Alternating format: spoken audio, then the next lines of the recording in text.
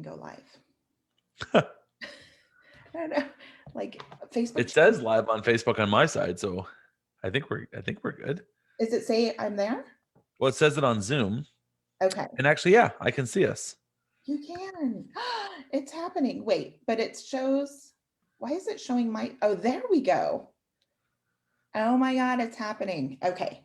So we'll give everyone just like a couple of minutes to jump on. I'm trying to decide if I want to, I'm going to look at you and not at the computer of us talking because it's a little bit delayed and that will make me feel crazy. 100%.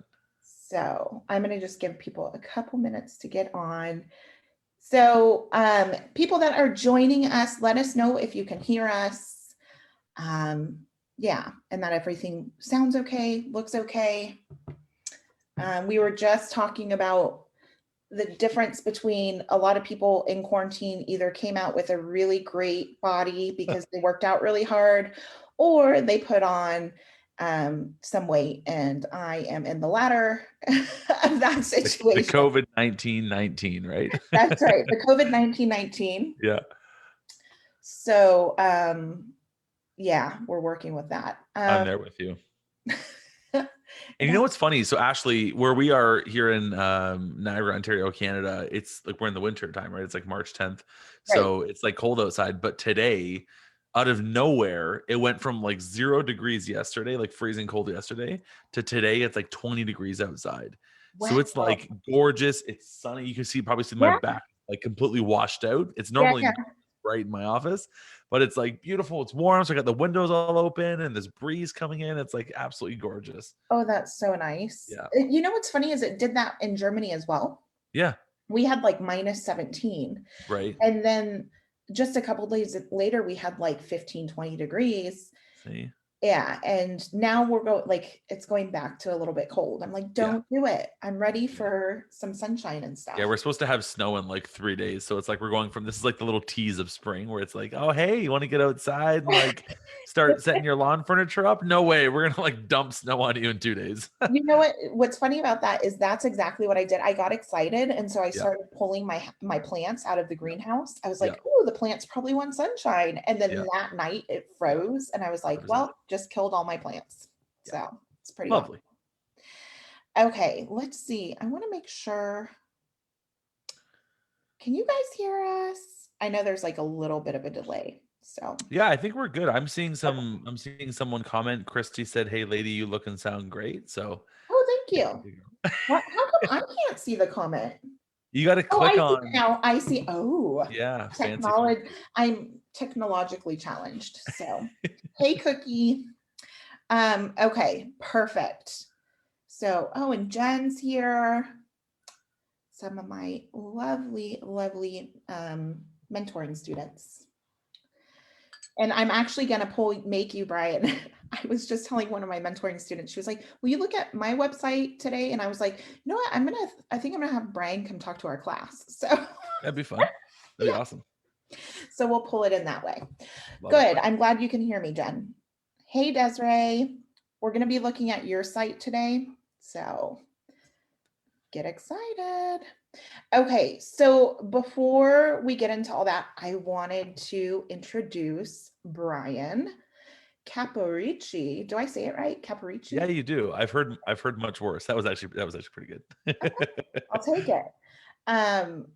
But so Bryan Caporicci is the founder and owner, big boss man, right, of Sprout Studio. Yeah. And Sprout Studio, what's funny about Sprout Studio is that I thought it was just like your usual like customer management system. I was like, oh, like it looks really great. And then I started digging into it and I was like, holy shit, this thing does like everything. Like you don't need anything else besides it. So that was really amazing. And for 2021, DFP was looking for more people to kind of partner up with. And I reached out to Bryan. Actually, I think I just went through your guys's like contact me form or something. I don't remember if I reached out. Yeah. I think I tried to. I don't remember but beside the point. So anyways, we were talking and I said, we're looking for vendor partners or like what we like to call them friends of DFP. And I kind of explained what that was about and how we like to have more benefits for our community and listed photographers. And you guys what's amazing was not only were you so gracious to be like, hey, yeah, totally, we're going to give your listed photographers 20% off Sprout Studio.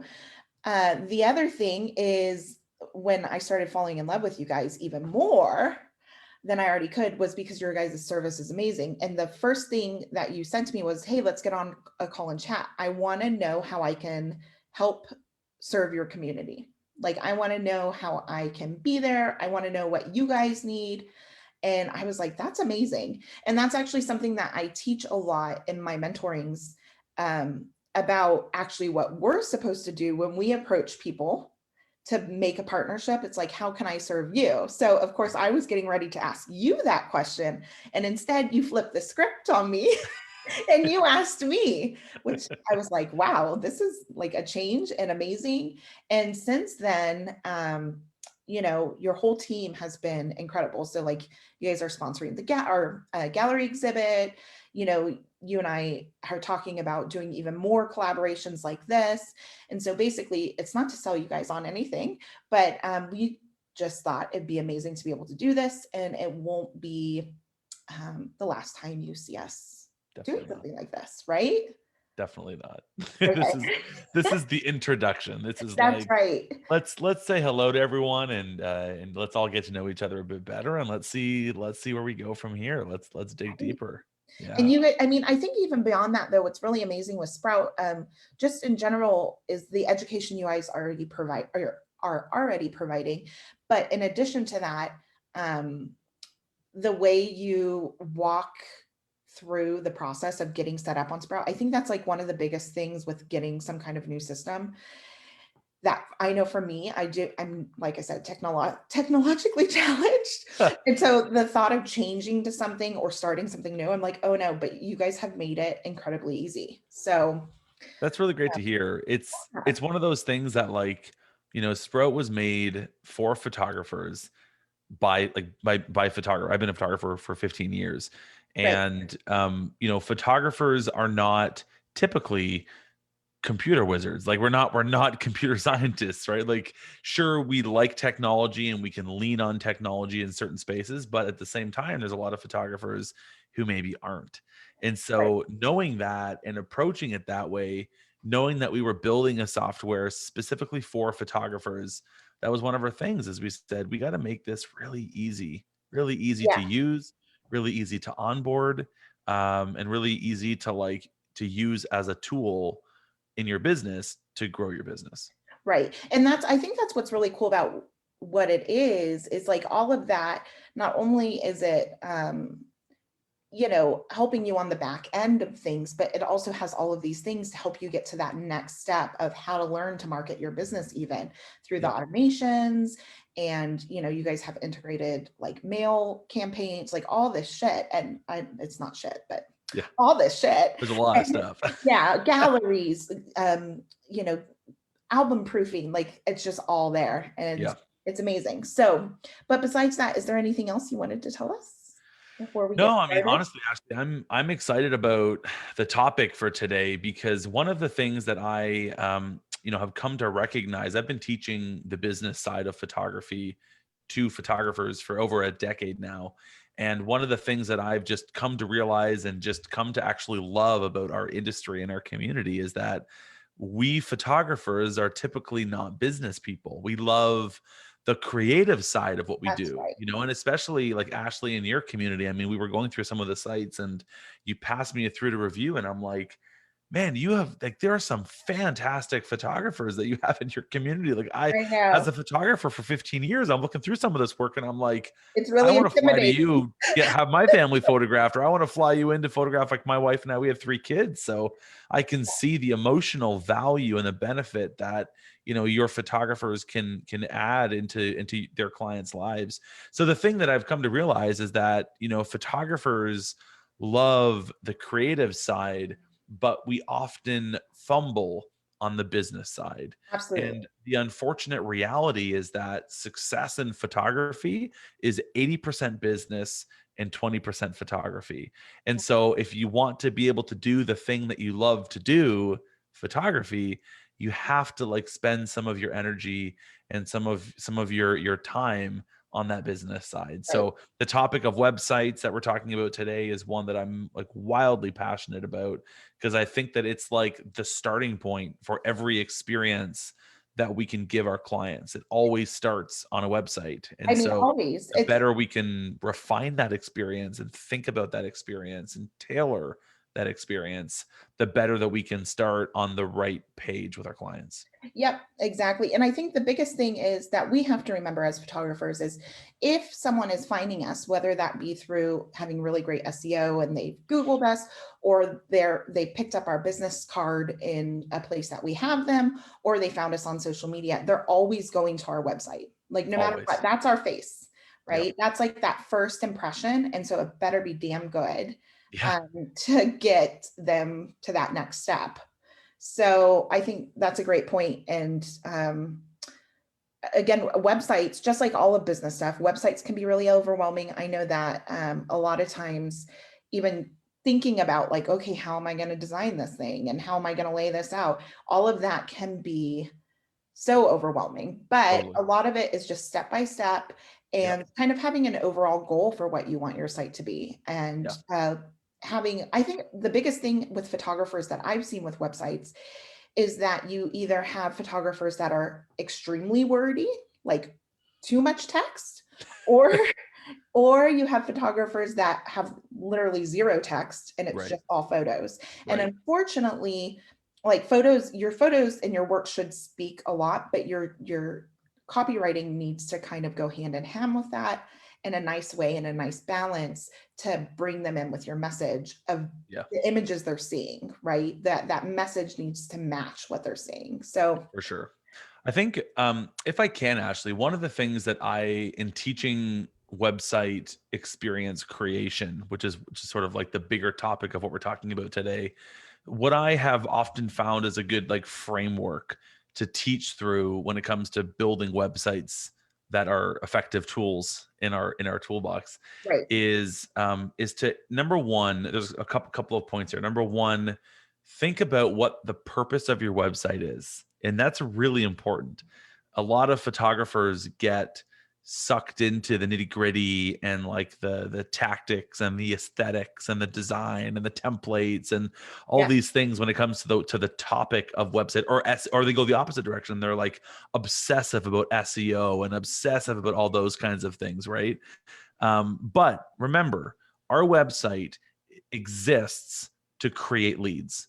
That's what our website does. That is like right, really arguably the only thing that our website should be doing for us, is to basically be this translation layer, or this process that like it welcomes somebody. It's like this machine, right? It like brings somebody in. That's when someone comes to your website.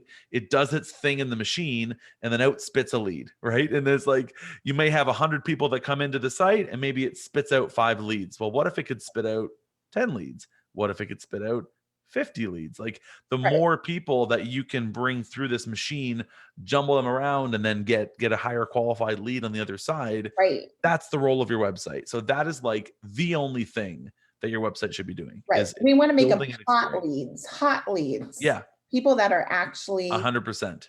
like, okay, I'm interested in this. A 100%. What do I do? What's the next step? Right. Exactly. So So generating leads is like the first thing. That's the goal. That's the only lens that we'll use to look at websites through when it comes to building websites for business, which is what we're arguably doing here. right. The second thing that I think is really important, and you'll hear this probably 100 times, like in the website critiques, is guiding an experience for our Yeah. clients. So I think too many photographers, and like spoiler alert, I've already seen it on the websites that we're going to critique today, but like too many photographers build this buffet line of a website where they basically say like, welcome to the website, like click wherever the hell you want to click. And it's like, it doesn't give any kind of like, hi, welcome, let's start you here. Okay, great. Now that we're done here, let's go here. Now that we're done Right. here, let's go here. Our website is supposed to give that kind of guided experience. Now, I could talk to the analytics and the metrics and the stats of that because I've done the tests and I've seen that that is what works. I won't go there. What I'll just say is anecdotally, your website needs to build and design a fluid linear experience for your clients. Yeah. That's like the best way to do it. And the third point that I'll make around that is that in doing that, now connecting those first 2 points, which is building a website that creates leads, and number 2, creating an experience for your clients. Number 3, the most important thing to remember is that your website, this is going to be hard for us as photographers to come to terms with. Your website is not a portfolio. That's right. Your website, point of clarification, has a portfolio, but it is not your portfolio. That's right. Your website is a digital experience to generate leads. Yep. And I think what's amazing about websites, I mean, the being in that okay, your portfolio can live as part of your website and all of Yeah, those things. But what's amazing about websites is we have control over them, and for we sure. have control by the choices we make and what we put where to lead that experience, just like you're talking about. Yeah, So I think, yeah, I go so far as thinking of the ultimate goal of the site, and then also just looking page by page. What's the goal of yeah, this page? Where do I want them to go after they're on this page? What's yeah, like the ideal situation? Do I want them to go to my about where they're learning about me? Or do I want them to go to my portfolio and then my about and then contact? Like, what does that look yeah, like? And we yeah, have control over that yeah. The because thing that's humans so are pretty interesting. stupid. No, I'm just kidding. Yeah, well, no, I mean, honestly, Ashley, I mean, the thing that's so interesting, and this is like, it feels weird to talk about it this way because we, as human beings, of folks who have been using technology for like a couple of decades now, like you think that you and I, as consumers, take our like photography hats off, take our educators' hats off for a moment. You and I, Ashley, and every photographer watching, we know how to use a website. Like we know that like when I land on a website, there's going to be a navigation bar and I can Yep. click the button. Like we know these things about websites.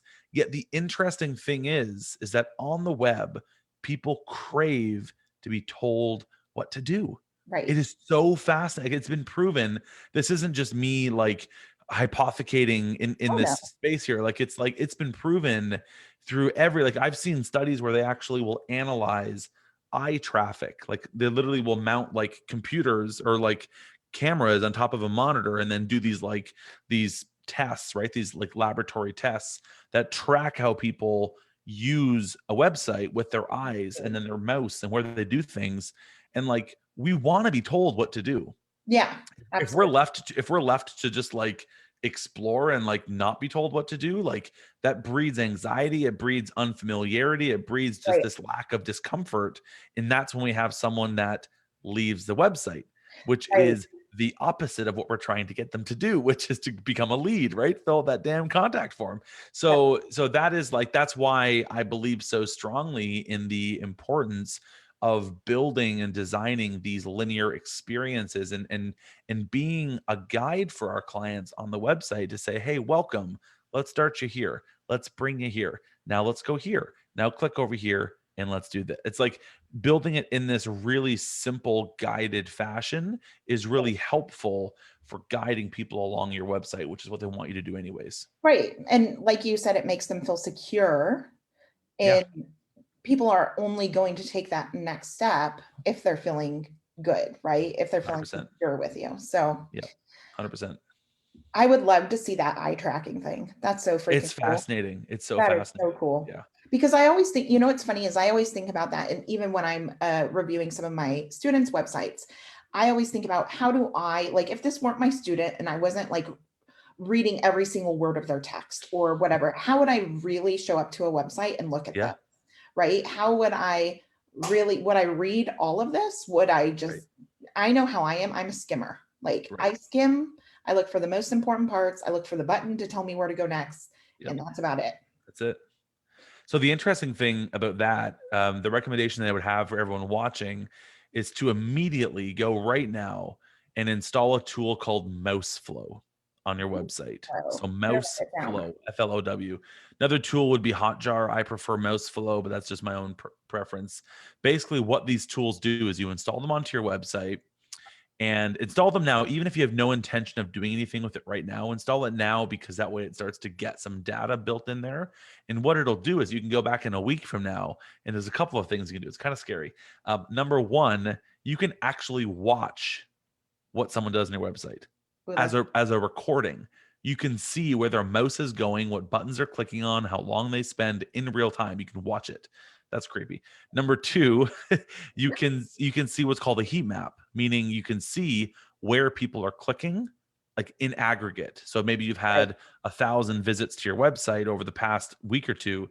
You can actually see where they clicked, where they didn't click, where they scroll to, where they didn't scroll to.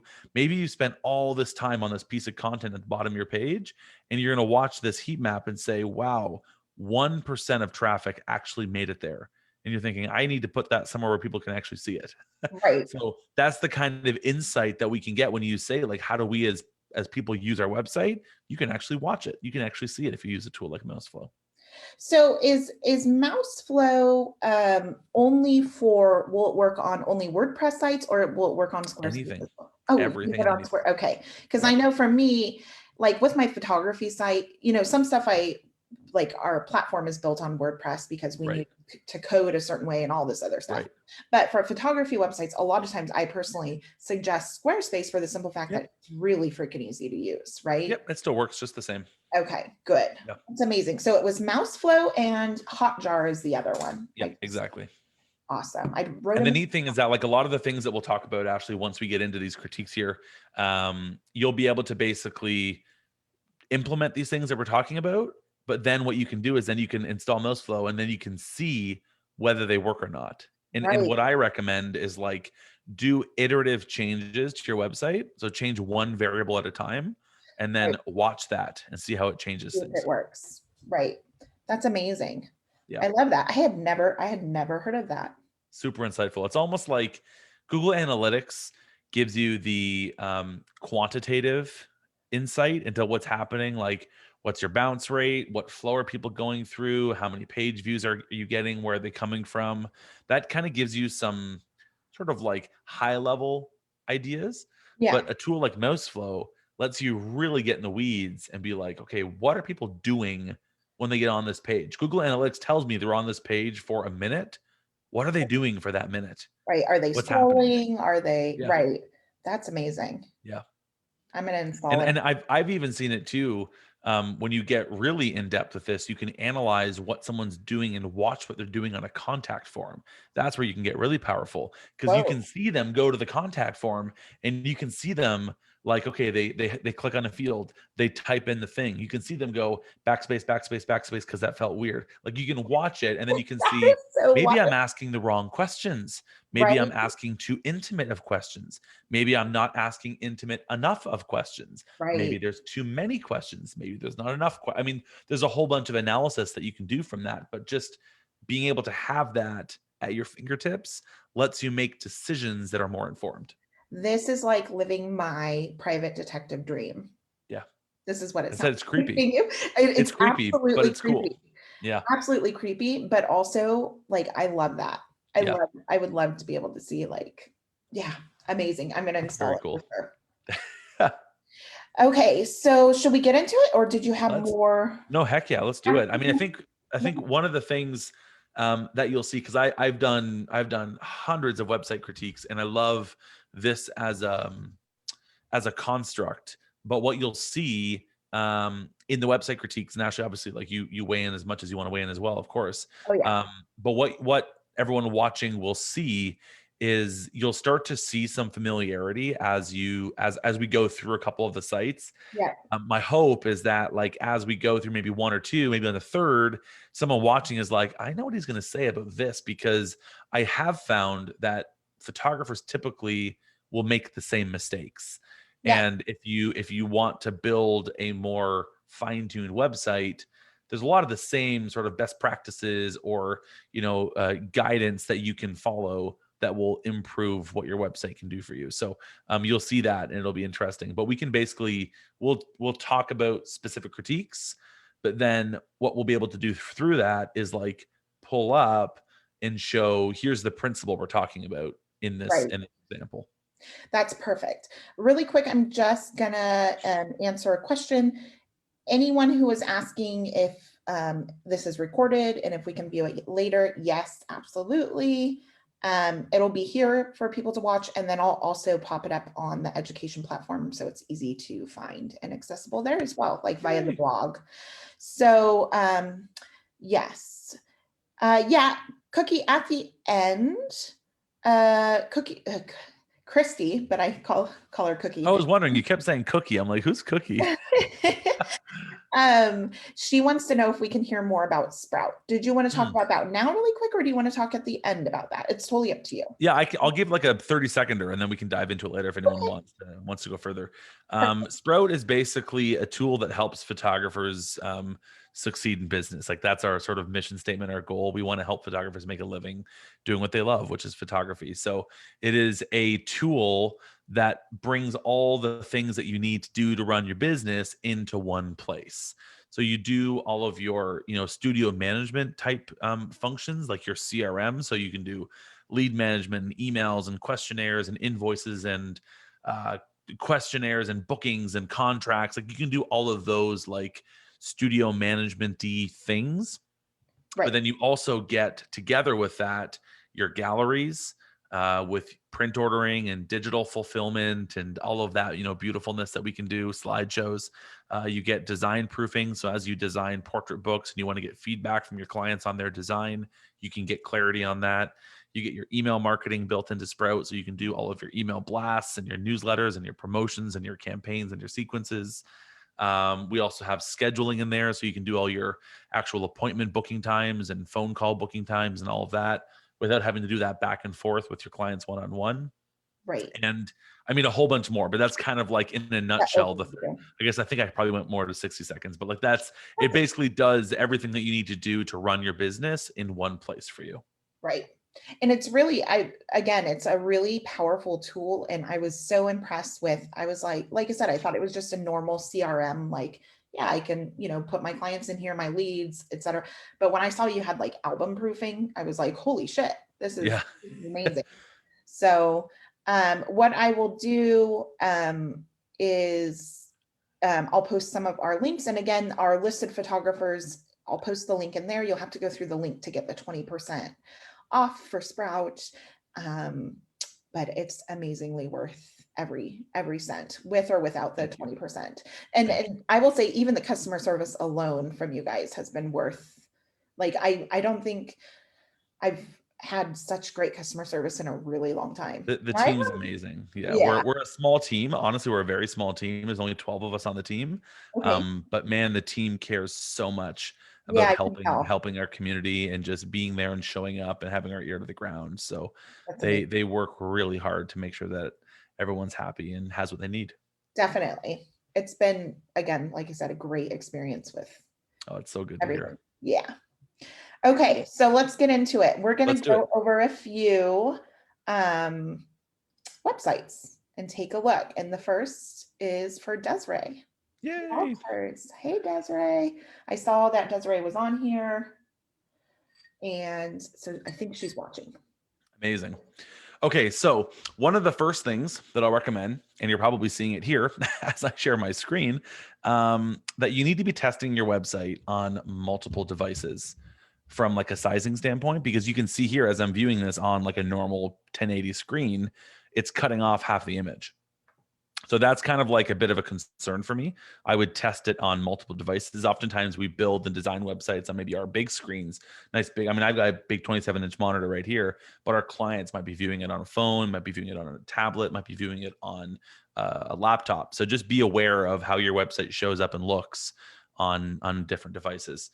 But I love the idea of having, an impactful image that sort of speaks to who you are and what your brand represents as the landing point here. So I think that's really useful and really good. If this represents your brand, Desiree, then I'd say that's an effective use of a landing page. The only thing that I like to see when I start looking at a website is you got to hit me with something strong that says who you are and what you believe in. That's something I really believe in strongly, that it needs to say like, boom, I'm Desiree and I X. Basically, what you want to do is you want to invite the website visitor to identify really quickly. You want to give them a shortcut to say, this is who this photographer is. This is how they can help me. Now, I either want to lean in and keep diving into this website, which then is the guided experience, or I actually want to lean away and be like, nah, I'm looking for someone that does more like studio portraiture. So I don't see that, Desiree. So I'd want to see something that in words hooks me in and invites me to lean in, or perhaps pushes me away. I think that being polarizing is a good thing when it comes to your website. So I'll cut in really quick. You can see, Desiree, on as we start to scroll down on your homepage, you do start to give those words. Yes. Even further down, I think if you go a little bit further, like this great photo to remind you how to, that should be right at top. 100% agree. Smacking people in the face. That needs to be like the first thing that they're seeing with that image. So that they know, oh, I've come to the right place, or whoa, this lady's weird. No, I'm just kidding. No, 100%. And I think the thing that you'll see is like, if you, by using a tool like Mouseflow, this can, if you want to have the analytics to back up what I'm saying, install that, Desiree, and you'll see that you may have 100% of people that start up here. You may only have 40% of people that actually hit this big, powerful statement. That means that you're missing 60% of your website traffic from actually seeing something that's probably the most important thing they should see in your website. So that's why I love the idea of it being the first thing they see when they get to your website. So that's one point. The second point that I noticed right away was that the menu at the top disappears. Now, this is a very tactical piece of feedback, but I prefer sticky menus because as I get here, okay, great, it's there, I can click them. But now as I go away, I can't, I don't know where to go from here. I mean, otherwise I can just keep scrolling. And I think that's great that you can keep scrolling and keep going down. I love single column long form pages. But from here, I mean, arguably, I'm just going to keep scrolling. And now what? Like now I'm down to the footer and I'm like clicking into social and I'm not sure like what's next down here. There's no clear path. So this is one of the things that you'll hear me again say over and over and over and over again is like design each page and design each element of the experience as a linear piece of the experience. So treat it as a step 1, step 2, step 3, step 4. So if the path that you want them to follow is to start at your homepage and then go to this page and then go to this page and then go to this page, then help them do that. So when they get to the bottom of this page, the only option should be like next, go to the next page. And then when they click that next page, they're brought into that portfolio page. And honestly, arguably, I would say this feels more like that buffet line of like, hey, here's all the options that we have on the site.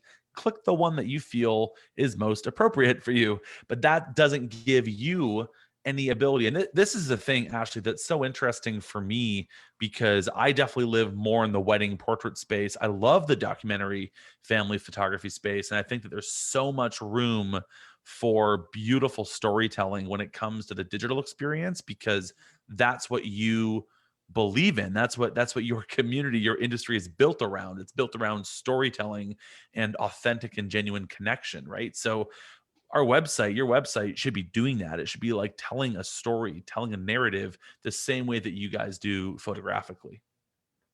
That's right. I'm going to just chime in like a random nitpicky thing.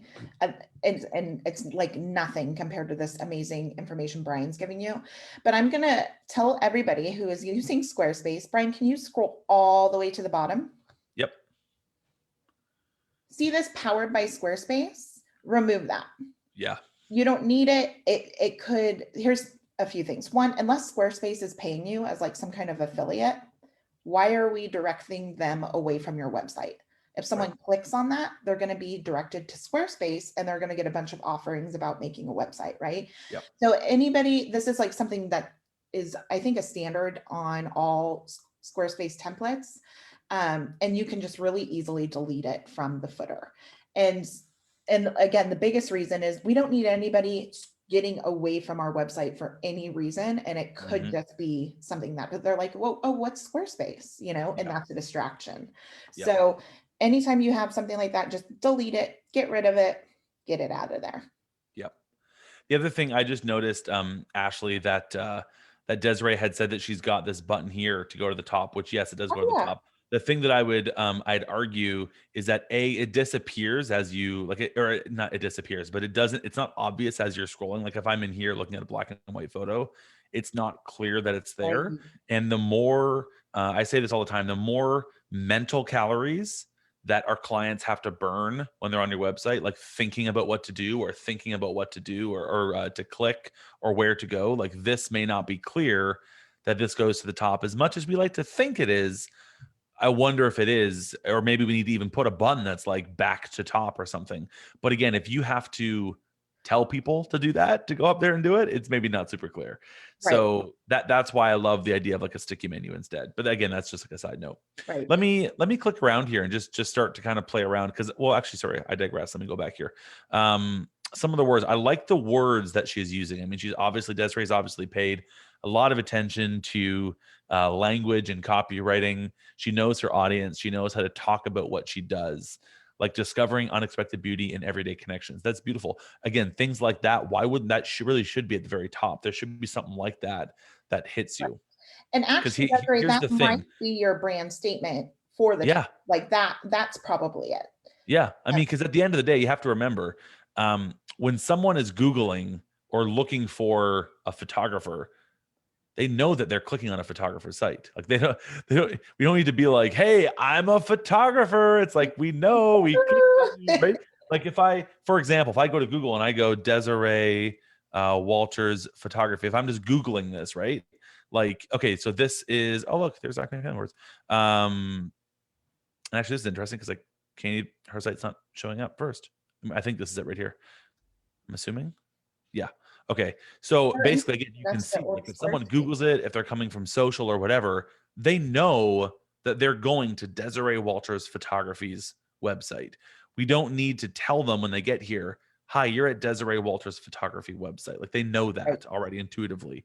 So that's why I believe it's more important to have some of those big sort of picture, bold statements up front to more kind of hit him on the side of the head and be like, this is what I'm all about. If you love it, let's talk. If you don't, then like click that back button or click that X button. So, okay. So as I'm scrolling down, just again, like side note, I like the subtle parallax that she has going here. So parallax is when the text and the image and the before and the after background are moving at different paces. It kind of has this very like lifelike feel to it. So I like that. Right. There are subtle animations that I was seeing when I first got here as things were coming into view. So that was nice. But I think there's a good balance of text to images. I love that Desiree has her images spread throughout. I think that's something that's really important. A lot of the times, photographers will reserve their photography for just the portfolio page. But like the portfolio page, your portfolio should be spread throughout your entire website. And so Desiree is obviously doing that. So I think that's well done. And what I think is, and I'm assuming is intentional, is Desiree has like she's built this page and the flow of this almost like a letter to the client, which I think is really beautiful. It feels like you're talking to me. And that's something that is so easy to forget about because when we sit down to build a website, we're building it thinking about all the clients that we've photographed. We're thinking about all the things that we believe in. We're thinking about all the thousands of people that will eventually, at some point in the next X amount of time, visit our website. But what we have to remember is that when someone is on our website, like me right now, I'm on on Desiree's website with Ashley. I am on this by myself, reading this by myself through my own lens, through my own perspective, but I want to be engaged with. So there's a difference there in talking to the many, which is what we typically do when we sit down to write our website copy, versus talking to the one, which is what we should be doing when we're writing our website for specific people. Right. And she's done a great job of She has. Yeah. To the one. Okay, so let's click around then. So I'm going to go up to portfolio. Again, there was no clear flow of what order I should go in, so I'm going to kind of just bounce around a little bit. I would suggest to Desiree that you do build some kind of flow to be able to guide the experience. Otherwise, you may not be able to control it. Like people might come here and be like, pricing, heck yeah, that's where I want to start, right? And then it's That's like, and then it's no actually what, wonder that there's no wonder why our clients ask about pricing all the time. right. That's actually what most clients do is they're like, Yeah, okay, homepage and then straight to pricing. How much that's is it. this going to cost me? Yep. So I mean, Desiree, I mean your work is beautiful. I think it goes without saying that your work is stunning, like photographically and from a storytelling standpoint, um, absolutely gorgeous. So just like kudos, well done, because this is really beautiful, very high quality work. I don't think that I'm actually bothered that I can't click these to make them bigger. I think I'm actually okay with it. Um, so just as a side note, they're big enough that I can see the image.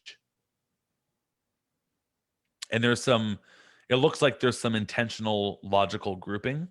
Like I'm seeing groups of black and white, I'm seeing groups of color. There's an intentional like layout of them that flows nicely.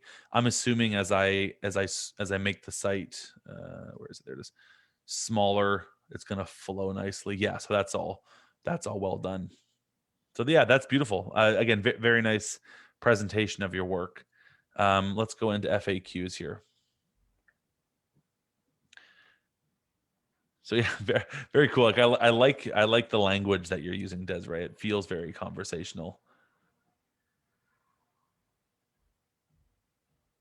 Yeah, this is very nice. This is very nice. I like the back and forth. There's no one of the things that I'll often see on websites is this idea that I call the wall of text, which is where you just kind of like smash all this like text in a paragraph without line breaks, without like visual breaking, without bolding and that kind of stuff. And Desiree has done a good job with breaking out a paragraph into several lines with spaces for our eyes to rest. There are these like punctuation points of like bolding things and having some things italicized that just give us this ability to breathe as we're going through the content. So that's well done. And not only that, but it's the bold thing is something that I'm always telling people. I'm like, okay, bold your most important parts, because if you're a skimmer like myself, Yeah. like, yeah, I might read every single one of these, but a lot of times I'll be like, okay, what I expect of me, is it as important to me? Maybe, maybe not. And so I'm going to just read your bold statements. Yeah, Which, 100%. you know, Or next, like you'll scroll through and be like, okay, yeah, that's kind of cool. Nice picture. Cool. Okay. Like, oh, what to expect of me. Okay. Yeah. I want to dive into that. So having those anchor points on a page where you have a lot of content is really important. And yeah, Desiree has done a fantastic job. I mean, this is again getting nitpicky. I would be aware, like I love this overlap style of text overlapping image. I would just be aware of this kind of situation where it overlaps a little bit, because then it looks like it's almost part of the image. That's just like a side note. I think something like this looks much more beautiful where it's overlapping with more intention. right. So just a side note. And Um, go back up one, Brian. You have what went right here. What will not happen? So, Desiree, one thing I was going to say was with, we're bolding text, and so if for me, as I'm just reading, your bold things, what will not happen? Well, obviously, if I read the question, I would know. But right away, the first thing I see is posing bolded, so I would just make sure it says no posing, mm, right? Or just those little things that for someone that like me, that's like, maybe I will read the what will not happen, maybe not. right, So only posing sticks out. And if you're trying to say, oh, I'm not posing, then make sure you have, for example, the no bulleted as well as the posing, or put right. no posing, no directing, no, right? Like put a no in front of each of those words. That's the other option for it. Again, because you have lazy readers like myself. Yeah, no, for sure. And I'd be like, wait a second, I thought she said this is all documentary. I didn't have to do anything. What's this posing? What is this thing? I think one of the things too, and I won't do it on Desiree's site because I think that she's done a pretty good job with it. and I'm not analyzing the content right here, but run everything through number one, run it through Grammarly. I always recommend running Oh every yeah, piece of content that you write through Grammarly. Um, because not only will it give you the like obvious, spelling and grammar checks and that kind of stuff, but it'll also say like, hey, this feels long, or there's too many pronouns here, or there's too many this here. And it'll right, help you build content that's more readable, more legible, and more friendly. right. So I always recommend that. And you know what I really like about Grammarly as well is that they tell you what the feeling of The the text tone. is. Yeah. Yes, Yeah. and I love Yeah. that because they're like, "Oh, here you sound a little aggressive," or Yeah, for sure. Yeah, "Oh, this sounds friendly. This sounds confident." for And sure. there's all these different words they can use to describe your tone. For And sure. one of the biggest things I think with that is it allows for you to see if you're being consistent in your tone. Mm, It's all a part of branding anyway, right? That yep. consistency in your tone. I love it. I love it. Cool. I'm maybe going to one more page and then we'll jump on to another one here. So the only thing that I noticed, and this is the first thing I noticed when I got here, is this page feels really different than the rest of the pages. Even just in treatment, like this text is all now uppercase, whereas we never saw that before. Right. Is now dark text, like a dark background with light text on top of an image. Like this overlap feels very different than this overlap now. So I mean, just a side note that like it just as soon as I got here, it felt inconsistent. Right. And the one thing I was going to say about the session and pricing page, because I had a little look see before we got on, and I just wanted to do a quick scroll through of every page. And Desiree, I almost at the very beginning missed your description. So I don't know if so right under this documentary family sessions, these sessions have no posing, just living. People choose the sessions when they want.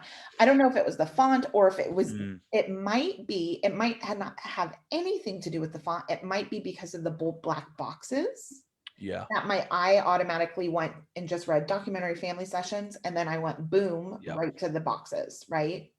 Well, you have to think from like a composition standpoint, you have a big, massive anchor element here, and then a really big anchor element here. So they almost in a way like sandwich out this text. You almost can't read Right. it because it's minimizing it with those two anchor elements. So that just could be it. Now, so again, so this is now where I'm actually going to contrast myself from earlier. This feels like a lot of text. And I can't tell if it's because it's sitting on a dark background or if it's because this whole thing here is bolded.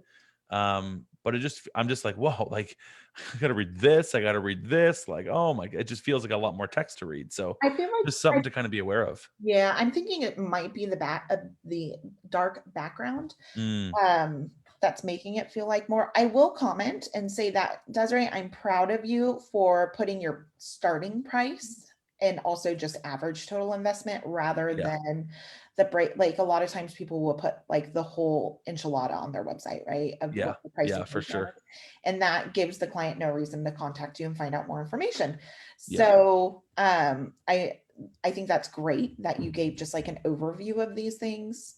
Um, but yeah, I mean, the other thing too, just like again, looking at our website from our client's perspective, if someone's here, are they going to want, and this is just more a question, not necessarily a suggestion, but to ask yourself, are they going to want to read about what's included in this and what's included in this and what's included in this? Like, are they actually here on your website to like read through every single option, like a takeout menu, and then choose one? Or do we want to instead say something like a day in the life session and then some maybe 2-line beautiful thing of like a summary of it, and then it's like read more, and when they click read more it like accordions out all the details, so we can kind of give a summary as they go through here just so they can kind of get a gist of, okay, cool, this is what this means, this is what this means, this is what this means. And the one that they choose to dive into, they click this little plus or they click this little accordion to open up this entire thing to view all the details of it. That might just be a better way to present it, because otherwise it just feels like, oh my, there's a lot of reading for me to do here, and then oh my gosh, down here this is even more. So that might be a better way, Desiree, to like build, if you want to have this where you show all the options, maybe just kind of like do it in a more sort of empathetic way that is mindful to how they're reading your website. I like that idea of Victorian. I think Yeah. that's great. Awesome. Being Cool. someone, Desiree, I think this is well done. This is very beautiful. great job. And also great job on having calls to action. Yeah. The one thing I will say also with I think, can you go really quick back? I know we're done with hers, but I want to, on the session and investment page. Yeah, go back. I think, go down, go down, go down. I just want to like scroll through. There's no calls to action on this page in terms of what if I see the session I'm looking for, Right. right? And just saying, you have your contact me at the very bottom, but you want your calls to action to be like, book this session now, 100%. Yeah. right? Like you need to tell them what to do. Yeah. So book now. Let's do it. Show me the money. No, I'm just Well, kidding. yeah, yeah. Something else that you'll hear me talk about a lot, and maybe we'll see it in one of the other sites, is like once someone has, and I guess arguably, if you think about the flow of how we just went through this, I mean, we started on the homepage, went through all this beautiful text, all this stuff, saw some beautiful, images here, went through her website, saw the FAQs, we kind of got some questions answered, we understand the approach, and then we get to this page and it's like, oh, there's all these different ways I can approach this. So my question for Desiree is based on if someone came to your site, I guess I'll flip this whole experience. If someone came to your website, would it be more appropriate for them to say initially, hey, I'm actually interested in this kind of session, or I'm actually interested in a maternity session? Like, would you have presented the information differently if you knew up front what they were there for? And I would bet the answer is probably yes, because if someone is calling you about a baptism, is it going to be different than if someone's wanting you for a day in the life session? You'd probably give them a whole different set of content, a whole different experience, a whole different portfolio, because I didn't see any images like this in your portfolio. So if you don't do it, why are you even going to show it on here? So just that would be, I would perhaps switch that around and invite them to choose what they want to lean into, because then the benefit of that too is that when you get to the contact page, or once you bring them through this experience, not only have you now like you've kind of been like, I do all these kind of things, here's like these kind of things, here's all the different options, and then they get here and they're like, now I got to choose an option of like, I'm confused, like what do you do and what am I choosing? Because that like event one I didn't even see on here, Right. for example, right? So I would more closely translate what they're there for and looking at to the content that they get on the page, and then also what the contact form looks like. Because if you know that they're here inquiring about a baptism, you can ask them questions that are more specific and contextual to that thing that they're getting in touch with, versus if they're getting in touch about a day in the life session. Because if you know it's a day in the life session, why wouldn't you ask like, tell me about the day, tell me about your kid? Like you could ask those kinds of questions that wouldn't make sense if you knew that they were inquiring about a maternity session. Right. So yeah, cool. Desiree, good job though. Good. Again, like these are like, the point of these is to like nitpick the heck out of them, right? So Yeah. I would say, and I said this to Ashley when we started, is like the websites that we were presented to review are like way further ahead than most websites I look at when I first do a critique. So these are all very nitpicky things that we're talking about here. That is the very first thing he said to me. He's like, wow, these websites are really great. And Yeah. then, of course, I was like, well, we have had a couple of these website reviews where we've talked about the important things. Like the main one that I was so proud to see on every single site that was submitted was that just the location of where you're at was on there. Yeah. Yeah. Like, True. wonderful. People have been Yeah. listening. And Yeah. then seeing bolded text, those kind of things. So you all have done, a brilliant job already. Love it. All right, let's jump through this one. Yeah.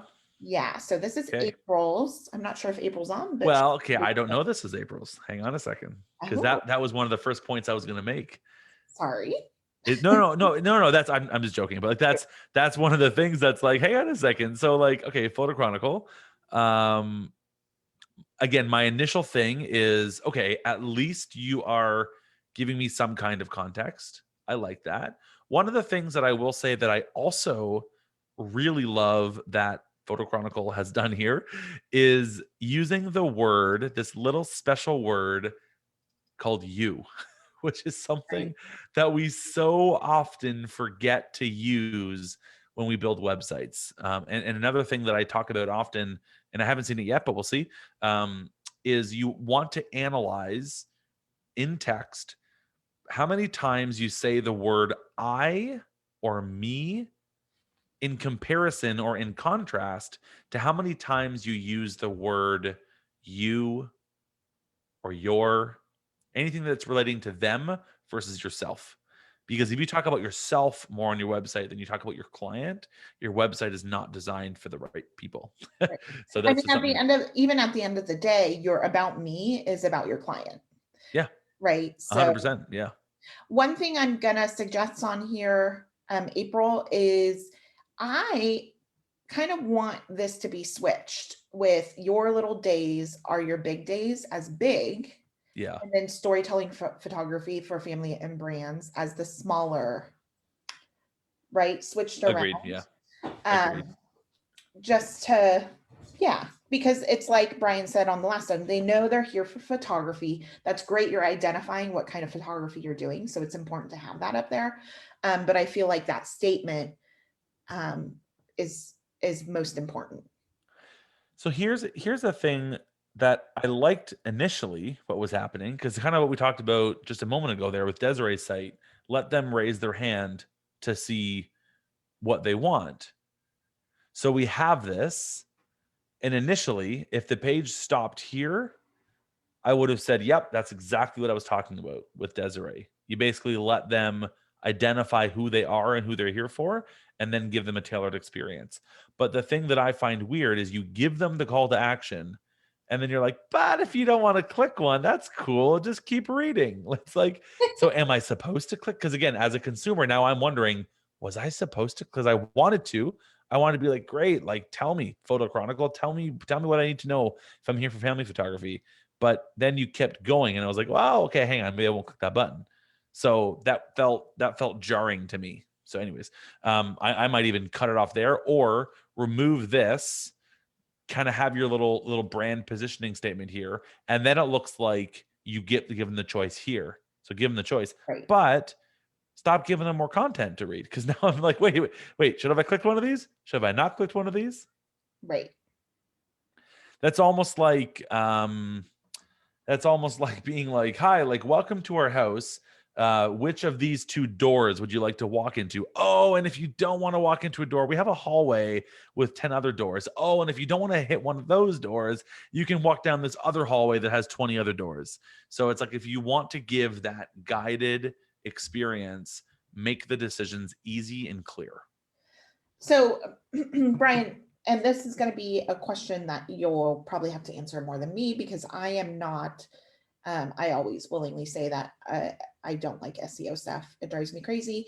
And I'm Mm. also of the kind of similar question to what Lisa asked here. She asked, for SEO purposes, isn't it bad to have such little text on the homepage if, in fact, her website ended after the two buttons? So, as you were saying in the beginning, with just like the title page, and then if she had just said, can you go scroll up to the very top Yep. where you, yeah, here, and you said where to go now, family photography or brand photography. Yep. For SEO purposes, isn't it better to remove that then so she can keep all of that text? Or because our main SEO hits from our homepage, right? Or that's like where we want it to hit So from. I would say no. I would say that's a couple of misconceptions there. Number one, the blanket thing that I will say is don't make any decision, any decision for SEO. Don't do anything for SEO from a decision making standpoint on your website. That is Okay. like the blanket decision that can guide everything else that you do on your website is don't make decisions for SEO, because Google and their billions and billions of dollars have gotten so much more intelligent Right. about how they rank things, how they lay out things, how they serve up options. Right. where it's no longer about like, oh, we put the word families and big days on your sites. Now we're going to rank for family big days. That's not how SEO works anymore. SEO, you have to think about what is the purpose of SEO. The purpose of what Google does and what Google tries to do is they're basically trying to say, hey, someone has just searched for who's a photographer to hire in Brighton. Now, Google is now trying to give the person searching the most appropriate results. That's literally the only job of what Google does, is to give the most appropriate results.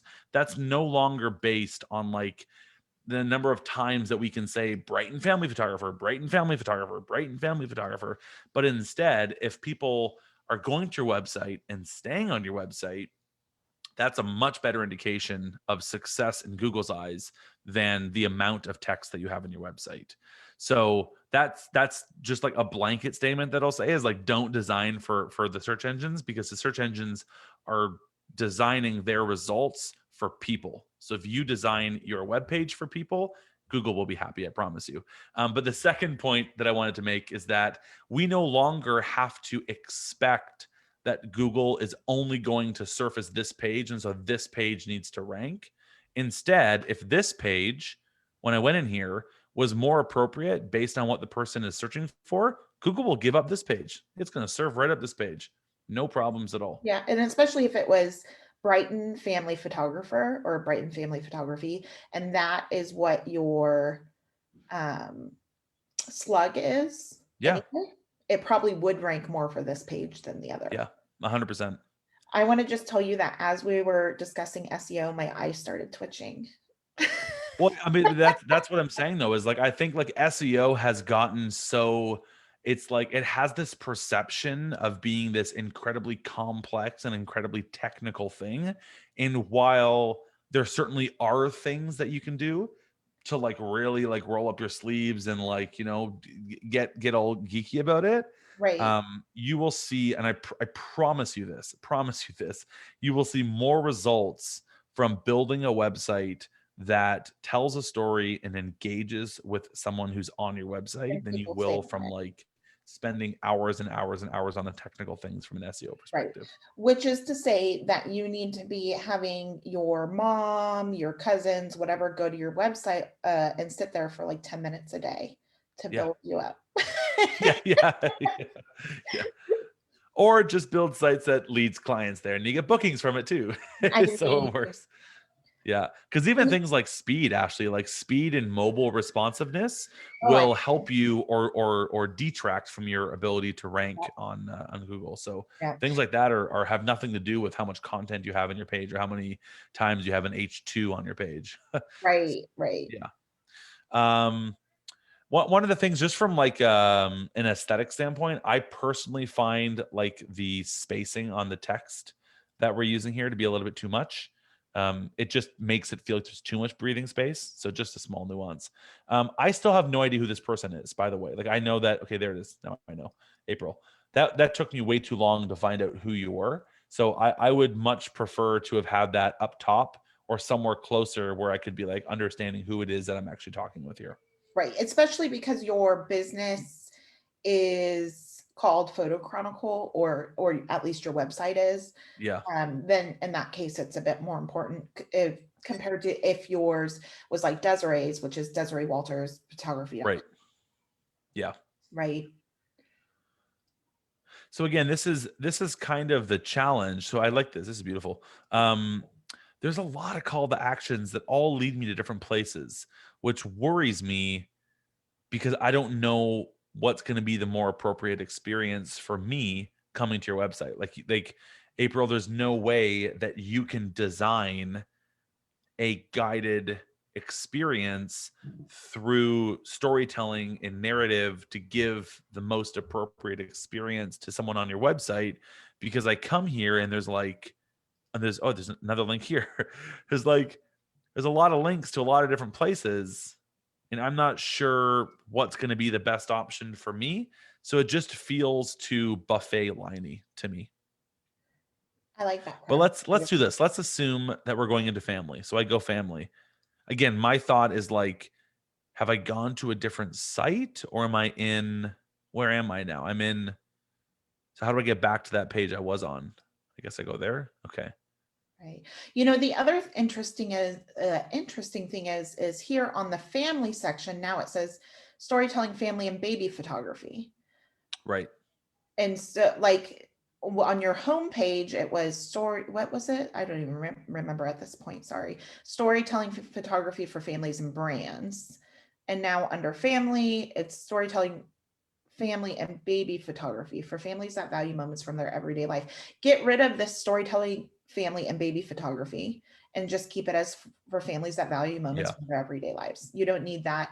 If you want to add, if you are trying to think of old school SEO stuff and you want to make sure that's on there somewhere, put it in your But writing don't. But somewhere. don't. But Don't. listen to Don't do Bryan, it. don't listen to me. Just don't do it. Just don't do it. I'm glad you say that because I'm telling you the SEO stuff, for me, I stopped worrying about it simply because I felt it changed too often and No, I yeah. couldn't keep And it does.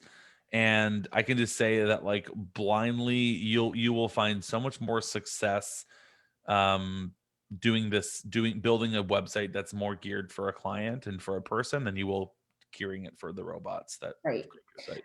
So real quick, Patricia said Squarespace doesn't allow to change the space between lines. Yes, it does. Oh So yeah, for sure.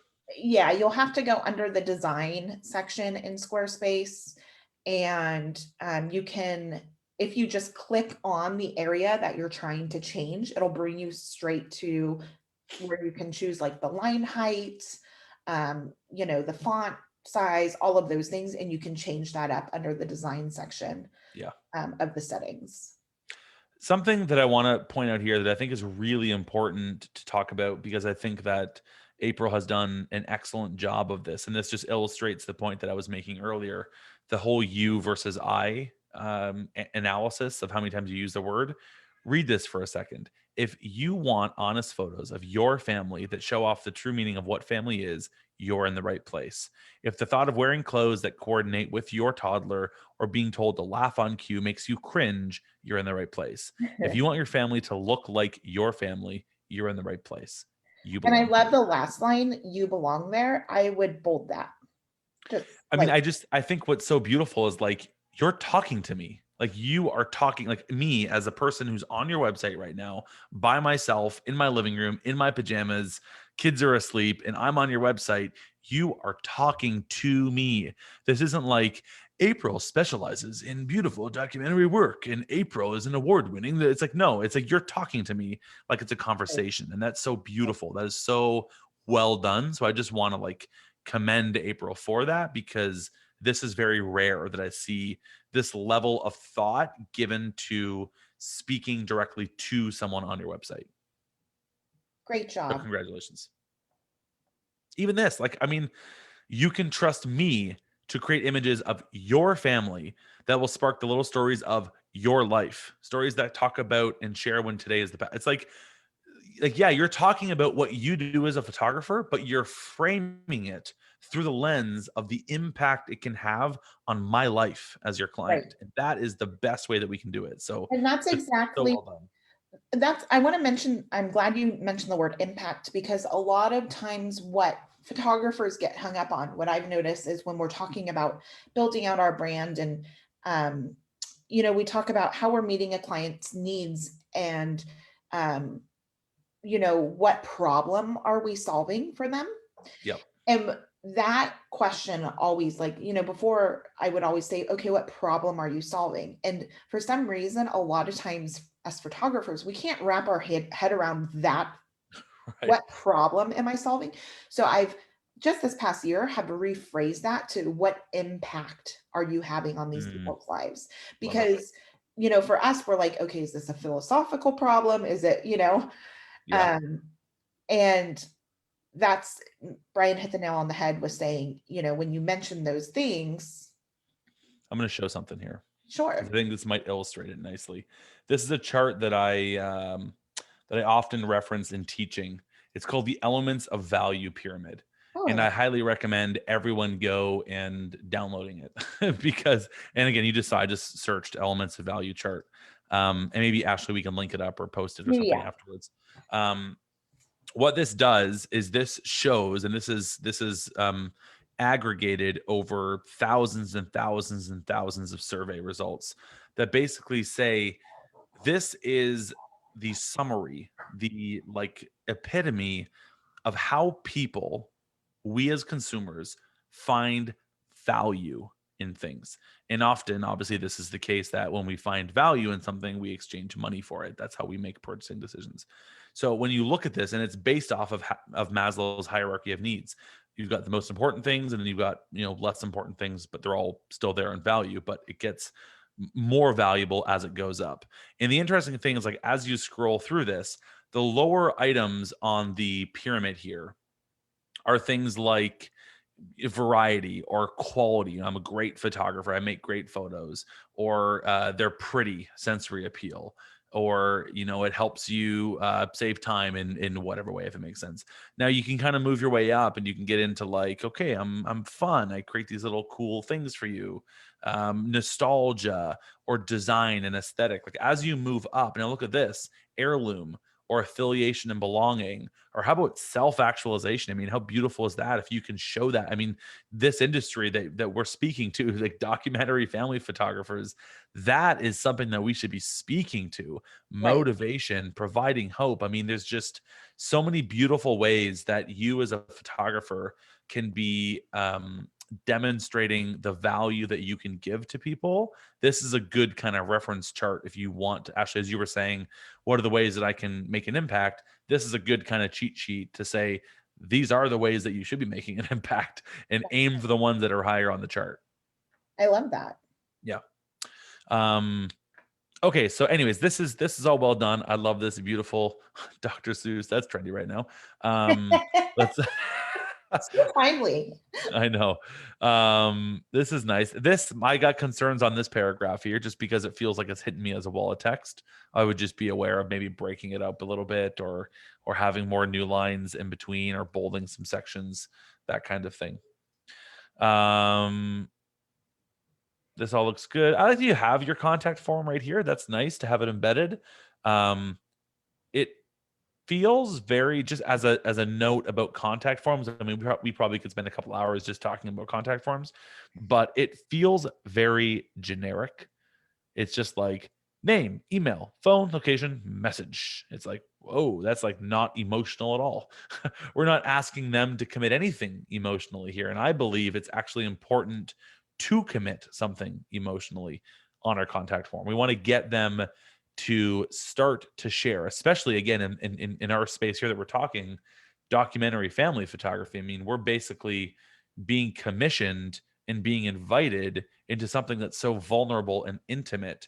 The more that we can get them to start to lean in to that invitation of inviting us into something in their lives that's so intimate and vulnerable, I think the better off that we'll be. So I'd make this a lot more personal if I I were mean, if I even were if you ask, what's your sign?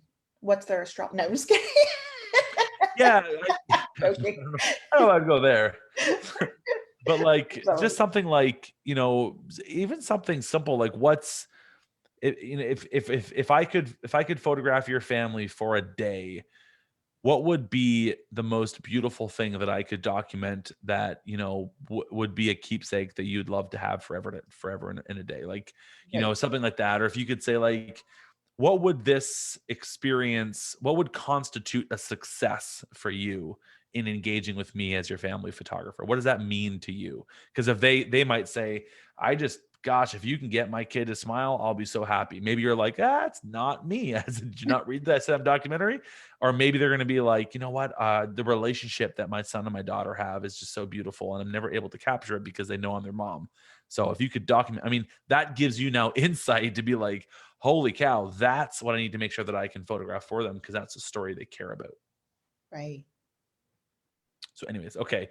So let's again, so here's perhaps my challenge is, so I'm here, I've raised my hand, I've said family, okay. There's some content for me to engage with. Okay, which is good. Again, beautiful. Her content is well written, so that's beautiful, April. Um, I suppose this is what's next. I mean, is this the end of my experience on her website? Like I've raised my hand, I've said family, I've gone through a bit of a scroll, and now I'm here. And then this is it, I suppose. I'm just I mean, I want it. I would have otherwise had no reason if I'd gone through all of this.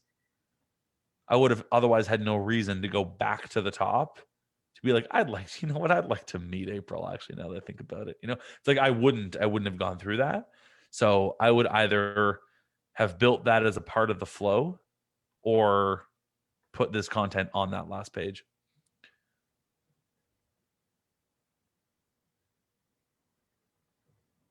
Great images though, man. Oh, I mean, I love that's what I'm this saying. Like community. I, beautiful I work. love this community. Like beautiful work. Absolutely. Like just stunning work. Again, that's what I'm saying is like, I want to fly some of these photographers over to see me. Right? Too bad Canada, like you can't get into Canada right now. So it's like, it's too bad. Too bad, so sad. Yeah. Okay, cool. Actually, I have about 12 minutes. Why don't do we want to jump into one more? Maybe we can even plan a follow-up. Is that cool? Absolutely. Let's do it. Okay. I'm going to close that out and I'm going to close this out. Boom. Where are we? Okay. Lisa Winner. Are you still on, Lisa? So go ahead, dive in. So this is the thing. And the reason I'm pausing is because I don't know what to do. Like if I landed on this, let's do this for a second. If I went Lisa Winner photography.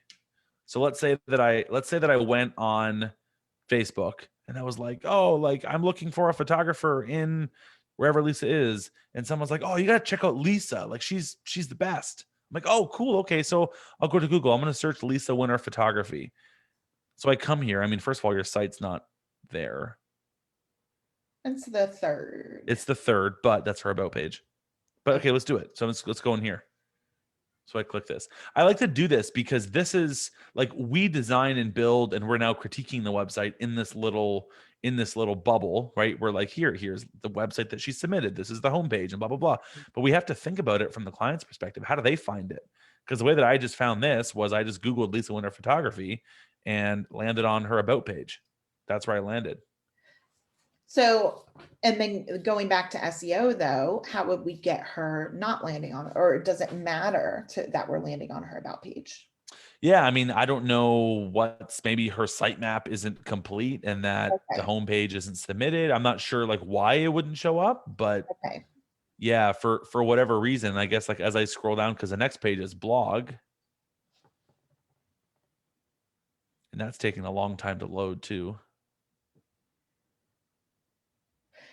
Lisa, are you using WordPress or Squarespace? Because I noticed when I went to your site earlier as well, it was taking me a long time for it to load, but I had thought maybe I had too many tabs open because that's kind of how I roll. Yes, it is WordPress she's using. So yeah, you might want to look into that in terms of it could be, it could be some simple things to fix it. I mean, there could be a lot of reasons. I'm just looking, for example, at this. I mean, this could be just a really big image. Right. If I load, and this is just like, don't worry about what I'm doing here. I'm just taking a look to see what's happening. But let's see how big the things are on her site. Oh, I mean, I can see this already. Look at this. Look at all these images. 1.8 megs. Oh my gosh, on the web. Those are like monstrosities on the web. You want images like maybe at like 500 kilobytes. Oh. So these are a lot of images that are taking a lot of time to load. So that's why. I mean, and on just so people know, on Squarespace will typically resize images for you. So it's not. And you can have WordPress do it too, Ashley. So I don't want Lisa to feel overwhelmed with having to switch. If you just like turn on Jetpack, there's usually a few things in there that you can optimize it. Okay. So, but yeah, I mean, like these things like this, like taking almost 4 seconds for some of these things to load is way too much time. So that's going to really hurt your SEO, which might be why Google's not showing the homepage. Good to know. Yeah. So there's an interesting like use case of what we just talked about. So again, the first thing that I'll say for Lisa's site is like, I'm overwhelmed with the options here. And that immediately for me would have me clicking back, have me clicking away. Right. So that, I mean, again, that could be another reason why Google's not showing the homepage, because people don't stay on the homepage because they get here and they're like, I'm out, peace, and they leave. Right. So that just might be a lesson to learn. I like that this sticks, I can tell you that much, but I don't like how much space this takes up. I mean, this is Right. almost a third of my browser.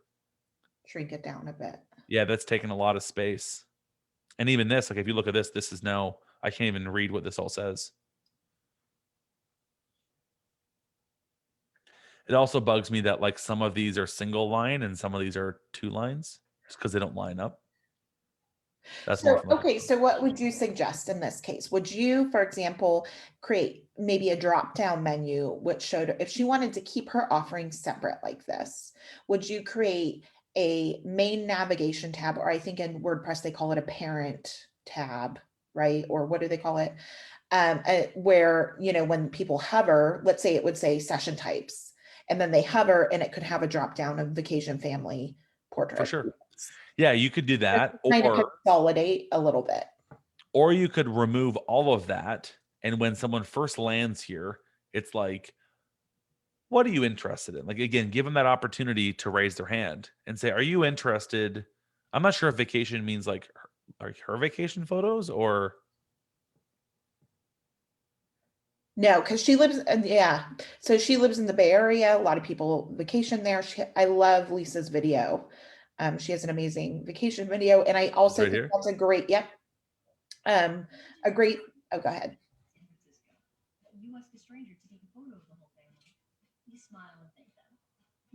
That's cool.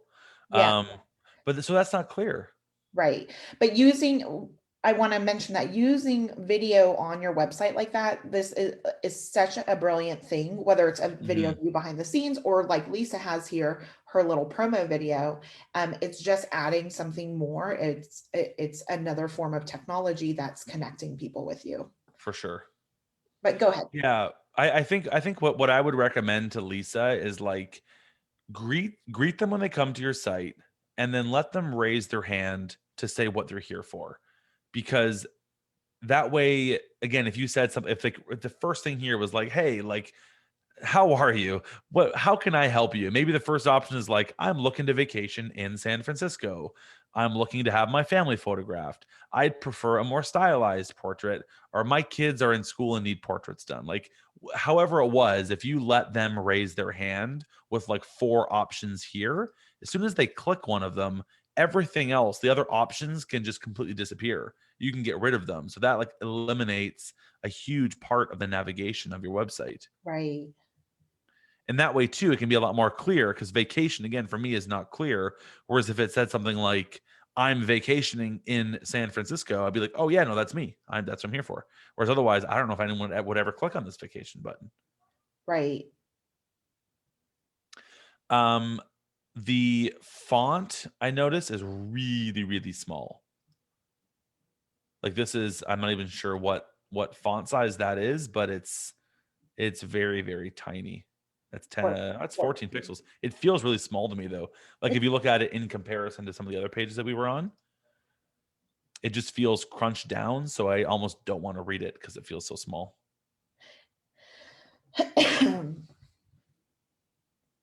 good job having an email opt-in. That's awesome. For For people sure. And that again, like are ready to. this is the thing. This is the thing. I was like, I'm looking at Lisa's work and like, damn, her work is beautiful. Right. Like that's the thing where I'm like, no, let's look at this too. I love this. We've got like a 1, 2, 3, this beautiful thing. This is gorgeous. Like there's so much that Lisa is doing right. Let's This tweak could those. almost be your homepage, Lisa. This, Yeah. I mean, you know, having those 1, 2, 3. Like the work, Lisa's work is gorgeous. Yeah, she's an amazing photographer for sure. So we got to get people seeing it more. We got to get people engaging with it more. Yeah, it's just a little too wordy. Or like Brian said, maybe it's the font that could be It could be the font. making it feel that way.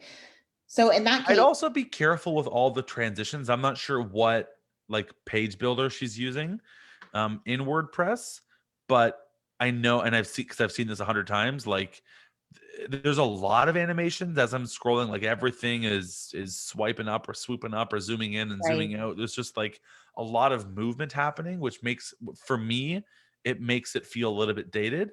So I would maybe just think about keeping that a bit simpler. right. And so again, look, this is a page load. Look at the page load. It's still loading.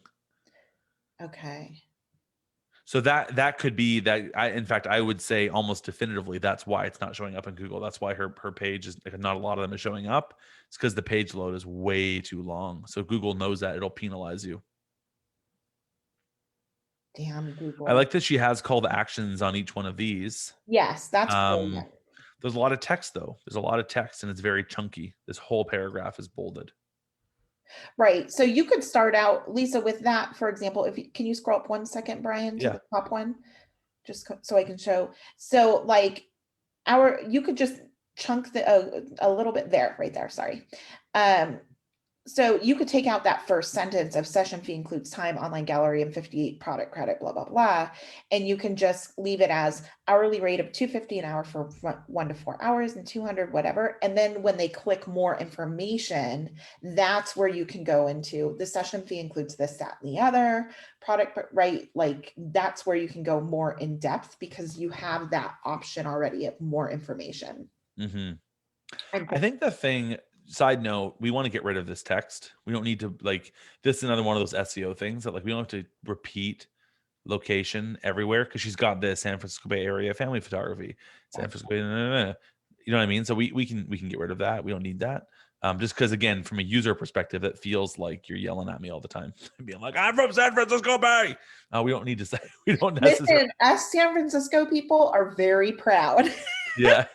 That's where I'm from too. So no. The thing Uh, is, if you need to do a, like, a clarity check on some of these things, and I won't get into like all the nuance of pricing psychology here because it's a whole other topic, but this for me just feels really confusing, and I'll explain because I'll read through it just for a second here. Session fee includes time, online gallery of images, and $50 product credit for every 1 hour reserved over 2 hours. Hourly rate is $250 for 1 to 4 hours and $200 for 5 to 10 hours. $50 product credit for every hour booked with 2+ hours set. So I think she just said the same thing twice. right. It's the same And thing. then products and digitals purchased separately. Collections begin at $5.95. Like there's It's a, too like confusing. I have to burn a ton of mental calories to understand what's actually happening in here. Like I'm not sure. So it's like, okay, so it includes a $50 credit for every hour over For 2 sure. hours, which So that's too much math for me to try and figure that out. right. So and the other thing you can just put on, I don't know if you are doing hour sessions, Lisa. Oh, you do. So because it says for 1 to 4 hours. So you can just say, you can really pare down those words by doing for a minimum of 2 hour, they're $50 product credit, right? Yeah. Like paring down the words. She said she's using Bakery Builder. Okay. I just saw in So the I mean, I think the thing is that I might recommend is, like, as soon as you read something like this, like even just for me to comprehend it, I had to like start thinking from a very logical place in my head to like even just make sense of what it was saying, let alone whether or not I'm okay with it or I can afford it or whatever. I have to like get into this very logical, functional, mathematical way of thinking. And now you've lost me from an emotional standpoint because I'm all in on the logical thinking now. yeah. So that's the challenge when we make things more complicated than they need to be, or maybe they need to be this complicated because that's just how you've decided to do your pricing. Then just do something simple like, hey, prices start at $250 or packages start at $595. I'd love to talk more. You don't need to get into all these nuanced details that are going to force people's hands into thinking logically. And the other thing, it's like we talked about before, is sometimes the less information you can give on the site gives them more reason to reach out, right? Yeah, for And sure. when they reach out, then they get to actually engage with you and, hear you talk and realize that you have, a really sparkly personality. And, so it's not just your amazing photos and these amazing words on your website. It's even more than that. So this is the thing that I found interesting, because this is what we're talking about on the last site too, is like, so you get here, I love that she's got a button that's like, yes, that's what I want. But here's the thing. So I click this, yes, that's what I want. But now I have to say what I want here. But like, didn't I just say I wanted, like, there's no connection. Like, that's kind of what I was talking about. I've talked about it a few times here, where it's like, if they've raised their hand and said that they want X, and then they clicked a button right under X, the only option should be X. Like, it should just be like, great, you said you wanted X. That's perfect. That's what we're So going to give you. that's just a matter of building multiple hidden contact forms Yeah, that your button is going to link to. exactly.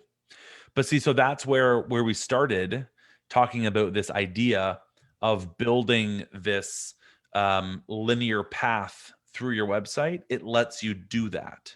You know what I'm saying? So let me, I'm going to just for a minute, and I actually have to bounce 3 minutes ago, but that's okay. Cause I want to share this, cause I'm going to share a different screen for a second. How do I new share? Let's do this. Here it is. Okay. Can you see this, Ashley? Yeah. It The says little like white screen, that untyped. stuff. Okay. Yep. So what I recommend is, so you have a homepage, right? So on your homepage, it basically says, do you want day in the life sessions? Do you want a vacation session? Or do you want a portrait, a studio portrait? Like, let's just say those are the three options. I'm not saying it for the website you were just on, but just like a hypothetical website. So you Right. have these things. So the first thing you're going to do is let the website visitor choose one of these three things.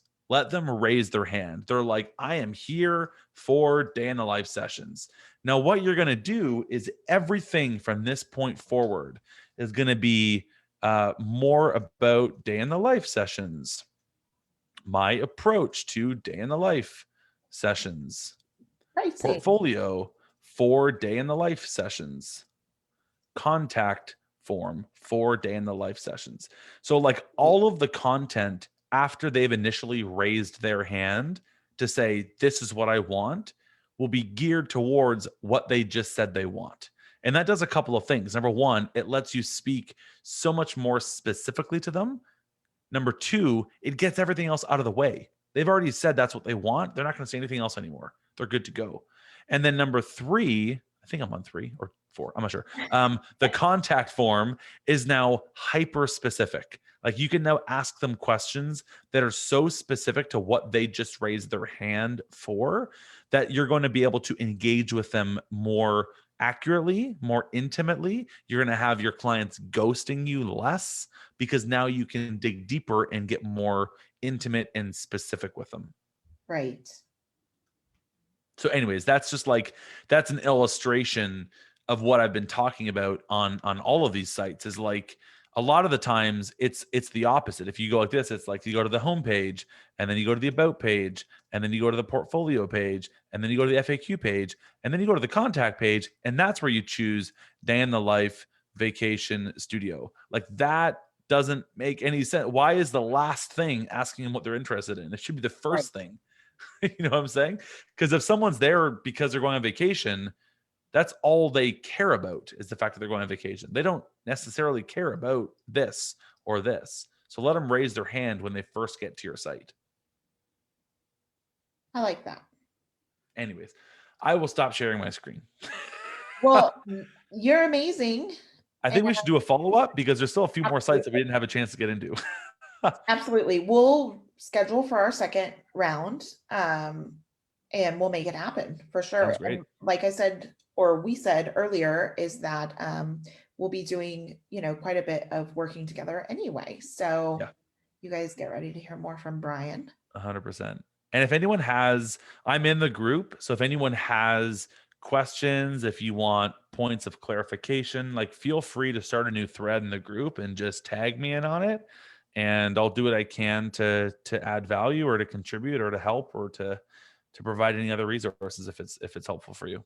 Thank you so much. You all Yeah. are, like I said, amazing. And we're lucky to have you as a friend of DFP. Of course, of course. I think everyone needs to like take a breath now because I feel like we just like ripped apart a lot of sites. It's like I know. again, Ashley and I just for context for everyone watching, Ashley and I had the conversation before we even scheduled this, and it was like, yeah, let's not sugarcoat anything. Like, because my approach has never been to like sugarcoat it. Instead, it's like, no, let's give some good, honest, Yeah, truthful feedback that's going to help photographers move the needle and push their business forward. And I hope that right. some of this feedback has helped with that.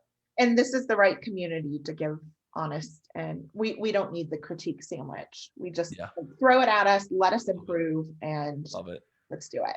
Good So stuff. we thank you so much. You're amazing, like Of I said, course. and I look forward to doing this again. Yeah, this will be fun. Thanks for having me, Ashley, and All right. everyone who submitted their site. Thank you. And everyone who's watching and just spent the last 90 minutes with us. Thank you guys for hanging out and spending your time with us this afternoon. Thank you, everyone. We'll talk to you soon. Bye. Bye.